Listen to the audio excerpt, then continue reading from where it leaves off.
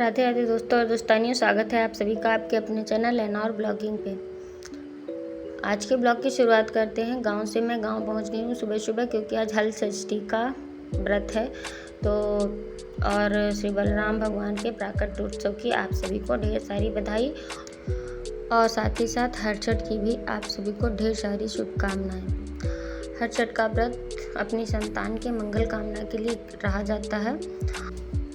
तो गांव में आने के बाद जब तक मैं गांव पहुंची तब तक मेरी एक ननद यहाँ पर थी, तो उन्होंने जो है सब हरछठ बनाया था। हम लोगों के यहाँ दीवार पर हरछठ माता बनाई जाती हैं और बनाने के साथ साथ हम कैलेंडर भी टांग लेते हैं कि कभी कोई इमरजेंसी हो या कोई भी तबीयत वगैरह ख़राब है, बीमार है कोई, तो आराम से कैलेंडर टांग कर पूजा कर ले।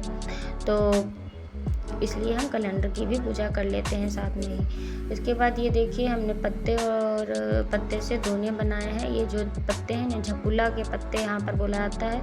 इसके यहाँ पर दोने बनते हैं। इसमें दही और बसाई के चावल और महुआ रखा जाता है। बहुत जगह पर महुआ की पूजा नहीं होती, तो वहाँ पर सिर्फ दही और चावल रखा जाता है। आप चाहें तो छुहारे भी रख सकते हैं। पूजन विधि आप सभी लोग जैसी आपके यहाँ रीति रिवाज हो उसी तरह से की जाती है। बाकी जिनको बिल्कुल भी नहीं आता या फिर कोई बताने वाला नहीं है, तो वो पूजा देखकर इसमें कर सकते हैं। मैंने पिछली बार भी एक हल षष्ठी का ब्लॉग बनाया था, जिसमें मैंने हरछठ की कथा भी विधिवत सुनाई थी। इस बार भी मैं हरछठ की कथा सुनाती, लेकिन बीच में मैंने वीडियो शूट की तो उसमें बीच की आवाज़ ही गायब हो गई है। हो सकता है मेरा जो है स्पीकर के पास हाथ लग गया हो, जिसकी वजह से उसमें आवाज़ नहीं पहुंची। तो इसलिए मैंने आवाज़ बिल्कुल ही म्यूट कर दिया। आपको इस बार कथा नहीं सुन पाएंगे आप, लेकिन अगर आपको कथा जाननी है तो आप हरछठ की पिछली साल की जो मैंने ब्लॉग डाला है उसमें आप कथा सुन सकते हो। उसमें सारी कथाएँ बहुत ही विस्तृत और साफ साफ कही गई हैं। तो इस ब्लॉग के डिस्क्रिप्शन में मैं उसका लिंक ऐड कर दूंगी, तो आप देख सकते हैं। इसके बाद सभी लोगों ने पूजा पाठ किया। मैं वीडियो शूट कर रही थी और मैं मोबाइल से ही अभी तक शूट करती हूँ, तो मैं अपना वीडियो नहीं ले पा रही थी, इसलिए मैंने दीदी का ही लिया है। और इसके बाद सभी लोगों ने पूजा पाठ किया और कथा वथा भी सुनाई गई। पूजा जैसे सभी देवी देवताओं की होती है, पहले जल छिड़कते हैं, फिर सिंदूर लगाते हैं, उसी तरह से हरछठ माता की भी पूजा होती है।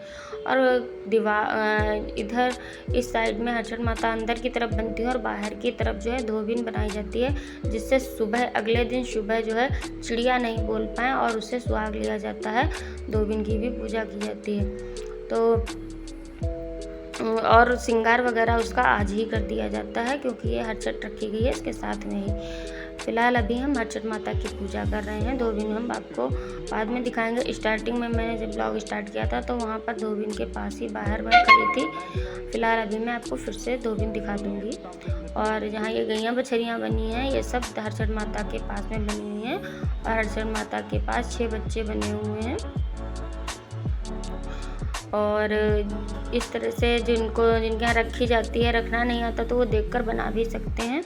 इसलिए मैंने ज़्यादा से ज़्यादा इसको लेने की कोशिश की है कि जो लोग नहीं बना पाते हैं वो देखकर बना लें। पूजा पाठ का इंतजाम शुरू किया। ऐसे इसी तरह से कलश वगैरह रखते, कलश पर सरसों के तेल का दीपक जलता है और घी से आरती की जाती है। जिसके जितने बच्चे होते हैं उसी हिसाब से एक बच्चे की 6 चुकरियाँ रखी जाती हैं, जिनमें चने भरे जाते हैं। बहुत जगह पर 6 तरह का अनाज भुनवाया जाता है और उसे भरा जाता है। यहाँ सीतापुर डिस्ट्रिक्ट में चने ही भरे जाते हैं, तो हमने यहाँ पर चने ही भरे हैं, जिनको रात में बीनकर भिगो दिया था और सुबह उन्हें निकाल कर अच्छे से धुलकर रख लिया और वही चुकरिया में भर दिए गए।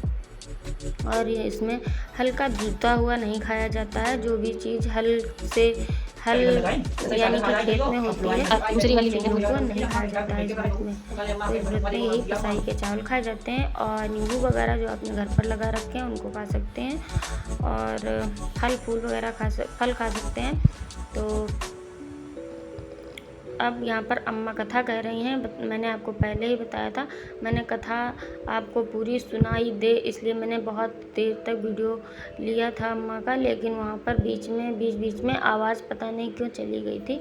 हो सकता है कोई प्रॉब्लम हो, मैं बाद में चेक करूँगी, बट अभी मैंने वीडियो की आवाज़ को म्यूट कर दिया ताकि अम्मा की आधी अधूरी कथा आप लोग समझ भी नहीं पाएंगे, फिर दिक्कत होगी। तो इस तरह से जिनको कथा बिल्कुल भी नहीं आती तो गणेश भगवान जी की कथा कह लिया करें, और बस सारी कथा तो वही है और भगवान भी वही है। गणेश भगवान की कह लीजिए, कृष्ण भगवान की बाल लीला कोई कह लीजिए, वो भी कथा ही कही जाती है। तो इसके बाद जब हमारा पूजन पाठ की ये जो कथा हो गई, उसके बाद हमने वो दोने और जो चुकरिया वगैरह भरी थी वो अर्चन माता को के सामने रख देंगे। और वो जो कुछ पत्ता रखे थे, बहुत जगह पर कुछ पत्ता की पूजा आंगन में लगा कर की जाती है, लेकिन हमारे यहाँ इनको साइड में रख लिया जाता है और पूजा हो जाती है, और इसमें गांठ भी नहीं लगाई जाती है।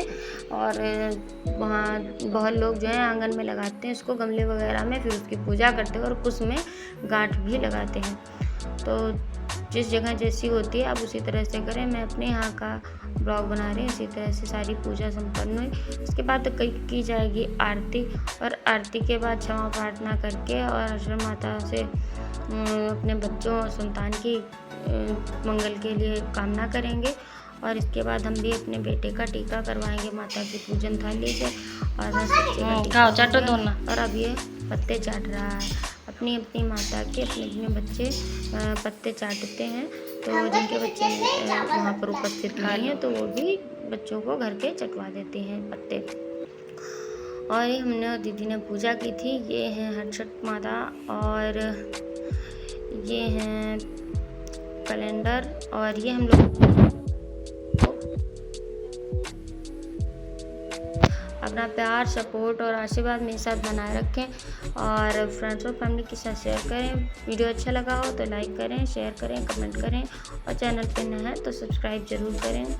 मिलते हैं नेक्स्ट वीडियो में, तब तक के लिए राधे राधे, जय श्री राम, ओम नमः शिवाय, हर हर महादेव, बाय बाय।